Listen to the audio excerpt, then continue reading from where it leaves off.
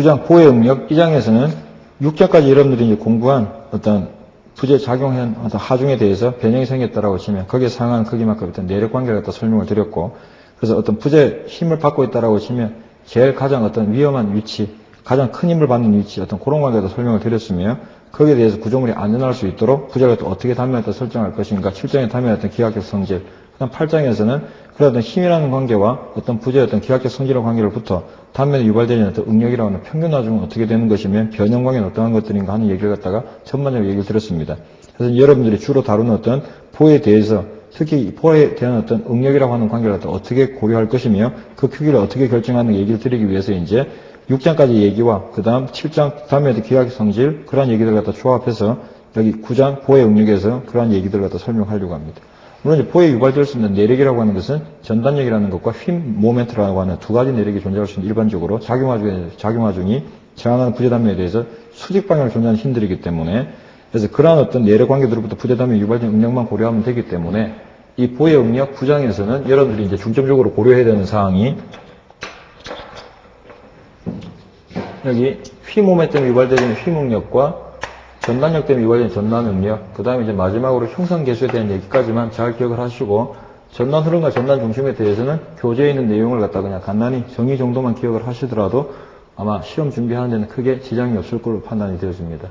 물론 이제 휘목력과 전단력에 대한 전반적인 사항에 대해서는 우리 8장에서 두 번째 사항, 어떤 각종 하중에 대한 어떤 응력과 변형률에 대한 얘기로부터 어떤 그런 관계식들이라든지 그런 관계식을 어떻게 유도했나 얘기들은 8장에 다 설명이 되어져 있으니까 그 관계를 다 참조하시도록 하고, 이 장에서는 각 그 전단력과 모멘트 하중에서 어떤 단면의 응력 계산을 갖다가 어떻게 하는가 하는 어떤 그런 용례에 대해서만 설명을 드리도록 하겠습니다. 자, 지금 제가 고려하려고 하는 것은 이 지점으로부터 X만큼 떨어졌고 이 중립축으로부터 Y만큼 떨어져 있는 요 B점, 요 절점에 대한 어떤 전단 응력과 힘 응력을 갖다가 다 처리를 하려고 합니다. 그래서 물론 단면은 주어진 부재의 횡단면은 이처럼 폭이 B고 높이가 H인 그러한 위치입니다. 물론 저 B점의 위치는 횡단면으로부터 본다라고 치면 중립축으로부터 Y만큼 떨어져 있는 요 선상에 있는 요소들을 갖다가 나타내는 것이 되겠죠. 옆에서 봤다라고 치면 절점이 되지만 이쪽 정면에서 쳐다봤다라고 치면 Y만큼 떨어져 있는 요 선상에 있는 어떤 요소들을 갖다가 나타내고 있다. 그래서 그 위치 응력을 갖다가 여태까지 공부한 얘기를 갖다 조합해서 어떻게 처리하나 하는 얘기를 설명드리겠습니다. 응력에 대한 얘기는 8장에 설명을 드렸으니까요. 자, 먼저 휘 응력은 이처럼 X만큼 떨어졌고 중립축으로부터 얼마만큼요? 하단으로 Y만큼 떨어져 있는 요 B점, 즉 옆에서 봤다라고 치면 B점인데 부재 횡단면 위치에서 봤다라고 치면 이와 같은 어떤 선상에 존재하는 알갱이들이 되겠죠. 옆에서 봤다라고 치면 이게 이제 B점이 되겠습니다. 이 선상에 응력이 어떻게 걸리게 되나 하는 관계를 보려고 합니다. 잘 아시겠지만 이런 모멘텀이 걸리게 되면 부재 변형이 어떻게 생겨요? 이처럼 부재가 위에는 압축을 받아가지고 줄어든 형태가 되고 하단은 인장을 받아가지고 부재가 늘어나는, 즉 상단은 압축을 받아서 줄어들고 하단은 부재가 인장을 받아서 늘어나는 이런 어떤 부재의 변형이 예상이 될 겁니다.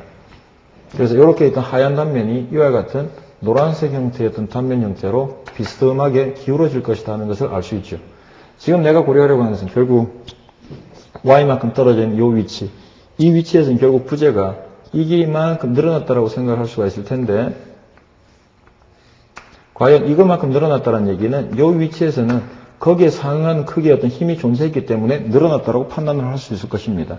결국 모멘트 하중에 걸리게 된 부재 변형 모습이 이렇게 있던 하얀 단면이 이러한 노란 형태의 단면으로서 비스듬하게 경사 방향으로 이렇게 기울어질 겁니다.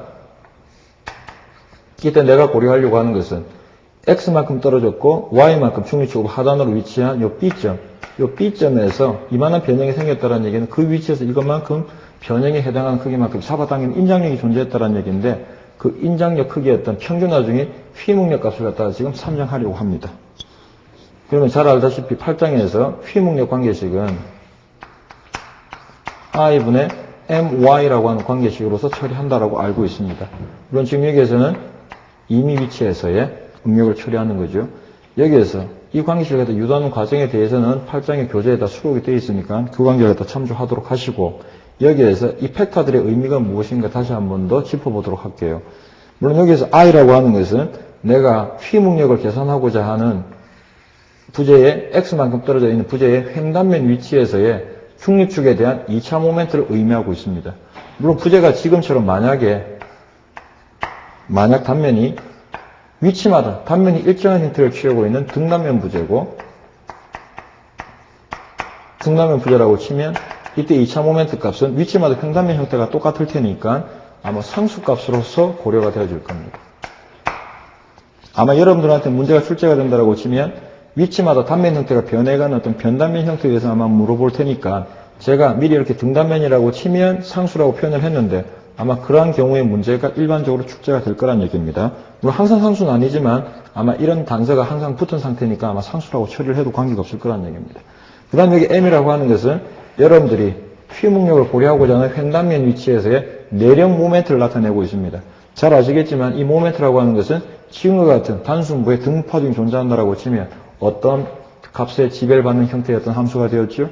X만큼 떨어진 위치에서 모멘트 내력식은 2분의 W, LX 마이너스 2분의 WX의 제곱이라고 하는 관계가 갖다 이미 잘 알고 계실 겁니다.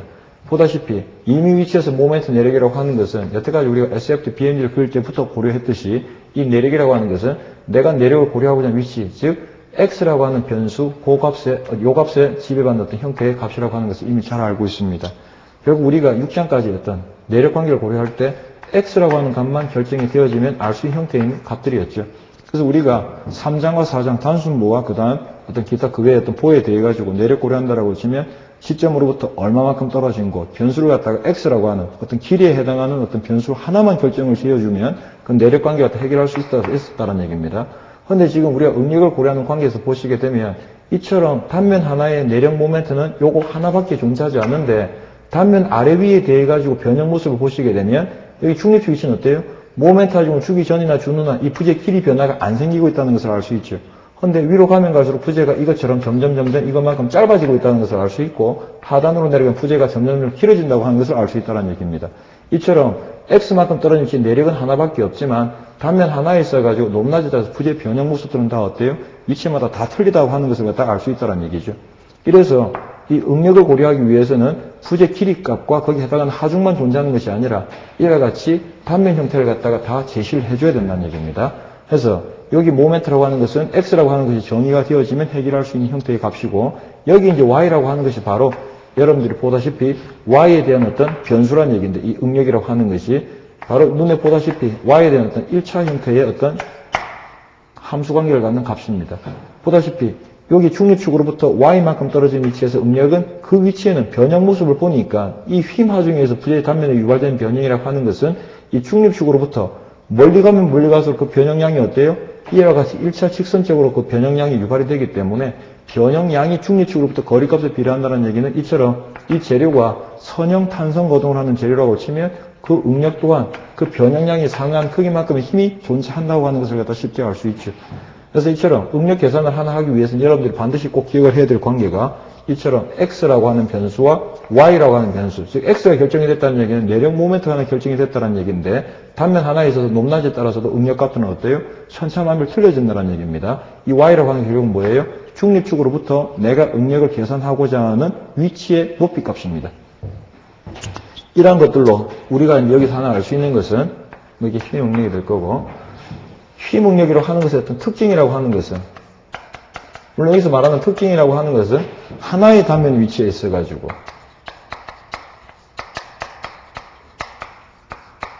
이제 여러분들이 여태까지 공부했던 내력이라는 것과 차이를 갖다 두겠다는 얘기입니다. 결국 내력이라고 하는 것은 단면 하나에서 어떤 힘의 크기를 갖다 결정한 건데 단면 하나에 힘은 하나밖에 없다 하더라도 물론 수직력이 될지 전단력이 될지 모멘트가 될지는 모르겠지만 이때 각 위치마다 변형량은 어때요? 위치마다 다 틀리더라는 얘기입니다. 그래서 내력은 단면 하나에 모멘트 값이 하나밖에 없지만 그 단면 하나에 있어가지고 응력이라고 하는 것들은 위치마다 다 틀리더라. 물론 먼저 고려해야 될 것이 이처럼 응력은 위치마다 다 틀린데 어떻게 변해가는데 보다시피 1차 직선적으로 변해갑니다.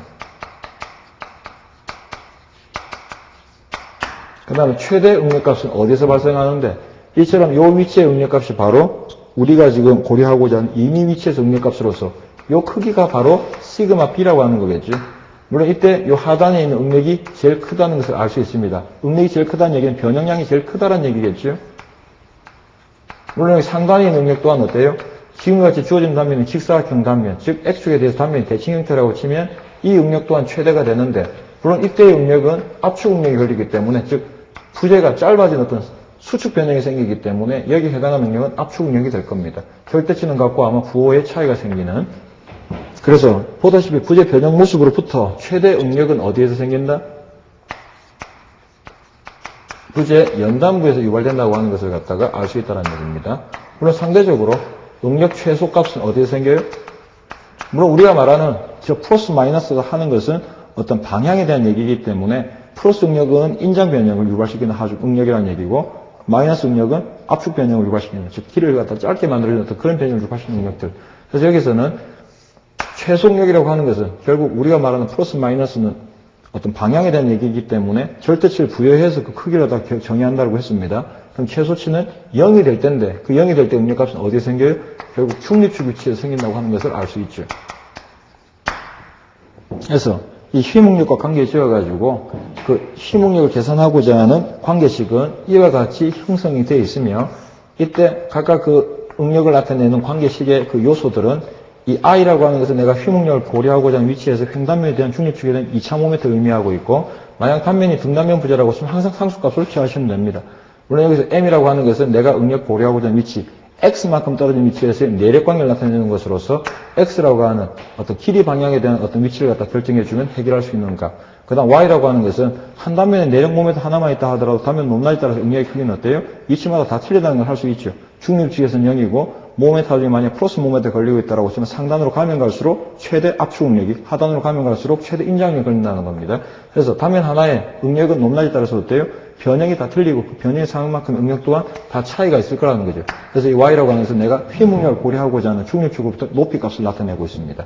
그래서 이런 관계들로부터 단면 하나에 있어가지고 모멘트 최대 어떤 그 응력의 어떤 변형, 어떤 특징은 내력은 하나밖에 없지만 단면 높낮이 따라서 응력들은 일차 직선적으로 변화하고, 최대 응력은 상단, 하단, 부재의 각 연단에서 최대 응력이 유발되고, 물론 압축 인장으로서 차이가 있겠지만 최소 응력값은 어디에 생겨요? 중립축에서. 그 크기는 0이라고 하는 것을 쉽게 알 수 있습니다.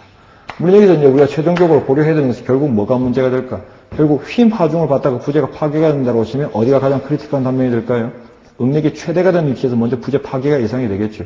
그래서 결국 우리가 고려해야 되는 것은 최대 응력값을 갖다가 결정을 지어서 이 최대 응력이 어떤 허용의 설계법이라고 치면 허용 힘 하중에 대해서 한계치보다도 작을 수 있도록 설정을 해주게 되면 구조물은 어때요? 안전한 상태라고 아마 고려를 할 수 있을 겁니다. 그래서 설계하는 어떤 개념까지 반영을 한다라고 치면 결국 우리가 구조물 설계한다라고 치면 우선적으로 고려해야 되는 것이 구조물 기능에 따라 가지고 하중을 갖다 먼저 선정을 하셔야 되고, 그 하중을 갖다 부담할 수 있도록 부재를 갖다 어떤 재료 가지고 설정을 할 것인가, 재료 선정 작업을 통해서 재료에 대한 어떤 강도라든지 우리가 8장에서 공부한 어떤 재료의 물성치, 어떤 역학 성질 같은 E 값이라든지 U 값이라든지 이런 것들은 다 알고 들어가는 상태라는 얘기입니다. 고로 그러한 강도를 갖는 그러한 재료 가지고서 부재를 갖다 만들 때 이만한 하중 크기를 갖다 저항을 하기 위해서는 우리가 해야 될 일이 뭐다? 단면을 갖다 얼마만큼 크기로 결정해 주면 되겠나? 이걸 갖다 설정해 들어가서 우리는 설계라고 얘기를 하죠. 그래서 요 재료 자체의 어떤 한계응력값을 나타내주는, 물론 강도 설계면 시그마 Y라고 하는 한계응력값이 되겠죠. 허용 설계값이라고 치면 안전율로 나눈 허용력값. 이 관계가 외력에 의해서 앞으로 단면 내력 최대값이 단면에 유발되어 줄 수 있는 최대 휘응력 값인 이 관계보다도 클 수 있도록 고려해 주는 것이 바로 설계라는 얘기입니다. 단면을 갖다 설정해 들어가는 것이. 그럼 결국 문제가 될 수 있는 것은 최대 이 휘응력 값을 갖다 고려하는 것인데, 결국 이미 위치에서 응력 관계가 I분의 MY, 만약 근당면 부재라고 치면 I 값은 상수값이 될 것이기 때문에 결국 응력 하나 계산까지 비례하는 내력을 위해서 X, 다음에 뭐하는지 변화해서 Y라고 변수가 세수가 되는 것입니다. 결국 최대 휘응력 값은 변수가 동시에 최대가 될 수 있도록 설정을 해주면 되기 때문에 결국 모멘트 내력이 최대가 되는 위치에서, 또한 한 개 단면의 모멘트는 최대를 하더라도 중립축에서는 아예 응력이 없다고 그랬죠. 어디서 최대가 되죠? Y가 최대가 될 수 있는, 결국 각각 두 개 X, Y 어떤 변수가 동시에 최대가 될 수 있는 그 위치에서 응력은 최대가 될 거란 얘기입니다. 물론 단면은 지금과 같이 등단면 부재라고 치면 상수값이 될 테니까 이것은 뭐 문제가 되지 않겠죠. 그런데 여기서 보다시피 이 Y 맥시멈이라고 하는 것은 내가 응력을 고려하고자 하는 중립축으로부터 Y 세로 방향에 대한 최연단 거리를 갖다 의미하기 때문에 이 Y 맥시멈 나누기 I라고 하는 것은 우리가 7장 단면 성질에서 공부한 관계 중에 무엇과 유사하죠? 단면 개수라고 하는 것을 역수라고 하는 것을 갖다가 쉽게 알 수 있다는 얘기입니다. 그리고 이 관계는 단면 개수분의 우리는 단면 계수를 G라고 하는 셈자로 표현을 했으니까 단면 계수분의 모멘트 최대값을 고려하게 되면 결국 이 관계가 뭐가 돼요? 이게 바로 최대 휘목력 값이 된다는 얘기입니다. 그럼 결국 우리가 여태까지 6장까지의 관계로부터 최대 내력 관계가 더 고려를 했는데 결국 최대 내력에서 최대 전단력 값 어디서 얼마, 최대 모멘트 값 어디서 얼마 그런 관계를 공부를 쭉 했는데 결국 최대 휘목력을 계산을 해야 이제 이 관계하고 비교를 해서 이 구조물이 안전한가 불안한가를 따질 수 있는데 결국 최대 휘목력 값은 어떻게 계산을 하면 된다? 결국 우리가 여태까지 공부한 최대 모멘트, 어떤 모멘트로부터 최대 모멘트 값만 결정이 되어진다라고 치면 결국 단면 계수에 대한 관계를 나눠주게 되면 그것이 바로 뭐가 돼요? 최대 휘목력 값이 된다라고 하는 겁니다. 그래서 그 3장, 4장에서 공부한 모멘트로부터 최대 모멘트 값만 계산이 되어지게 되면 7장에서 공부한 어떤 단면의 기하학적 성질을 나타내주는 단면 계수, 그 관계를 나눠준 것이 결국 뭐다? 최대 휘목력 값이 될 것이다. 이런 관계까지 설명이 되어질 수 있겠죠. 결국 요걸 갖다가 구하는 것이 이제 앞으로의 관건이라는 얘기입니다. 최대 휘목력은 최대 모멘트 값 나누기 단면 계수값. 물론 요 관계는 이제 재료 자체의 어떤 환경력 값이 요 값보다 허용력 값이 있다라고 하면 그 값보다 작은 상태가 되어야 안전하다. 결국 여러분들은 해석에 대한 얘기를 한다라고 치면 이런 휘목력 최대값까지만 설정할 줄 알면 크게 문제가 없을 걸로 사료가 됩니다. 그래서 휘목력에 대한 얘기는 이렇게 간단히 마치는 걸로 하고 전단력을 또 설명드리도록 하겠습니다.